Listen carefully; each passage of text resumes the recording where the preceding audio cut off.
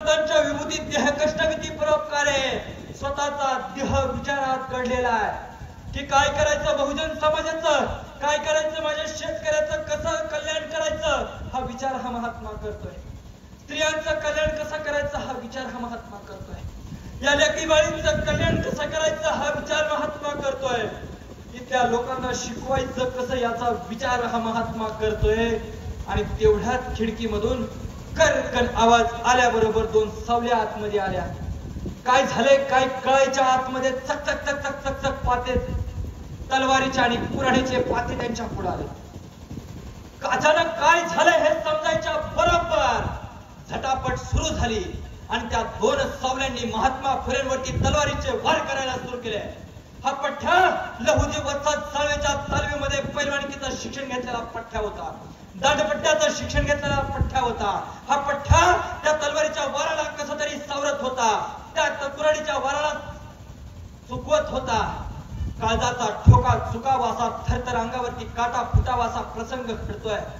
तलवारीचे वार अंगावरती होत आहेत, कुठल्या क्षणी वार लागू शकत होता आणि याच महात्म्याचा जीव जाऊ शकत होता. दिव्याच्या उजेडामध्ये या महात्म्याचा चेहरा त्या दोन मारेकऱ्यांनी पाहिला. कोण आहे हा? पाहिलं तर तात्या साहेब. अरे आमच्या पोरांना शिकवणारा तात्या साहेब, यांना तात्या साहेब म्हणायचे. आमच्या महिला भगिनींना शिकवणारा तात्या साहेब, रात्रंदिवस गोरगरिबांची काळजी वाहणारा तात्या साहेब. हातातल्या तलवारी गळून पडल्या. त्याचं एकाचं नाव होतं रोडे रामोशी आणि दुसऱ्याचं नाव होतं कुंभार नावाचा माणूस होता, धोंडीराम कुंभार नावाचा. ही कोणाची माणसं होती? ब्राह्मणाची नव्हती. ही माणसं आपली होती. आपल्यांवर सगळ्यात पहिला वार करण्यासाठी आपली माणसं पाठवली जातात. अलसुंदामध्ये ग्रामपंचायत लागली ना, तर देमुंड्यांच्या विरोधामध्ये देमुंडे कसा उभा राहील हे पाहिलं जातं. पालव्यांच्या विरोधात पालवे कसा उभा राहील, धनगराच्या विरोधात धनगर कसा उभा राहील हे पाहिलं जातं. झाड तोडणारी कुऱ्हाड असते ना, त्या कुऱ्हाडीला लाकडाचाच दांडा असतो, त्याच्याच बापाला कापायला तो चाललेला असतो. तशी परिस्थिती आपल्या समाजामध्ये असते. आपल्या ज्या माणसांसाठी हा महात्मा काम करतो ती दोन माणसं हातामध्ये तलवार घेऊन आलेले, झटापट झालेली आहे. हातामध्ये तलवारी गळून पडल्या कारण त्या महात्म्याचा चेहरा पाहिलाय आणि म्हणाले तात्या साहेब तुम्ही. त्यावेळेस महात्मा फुलेंनी सांगितलं, का रे बाबांनो, काय करायला आला होता, काय करताय काय तुम्ही?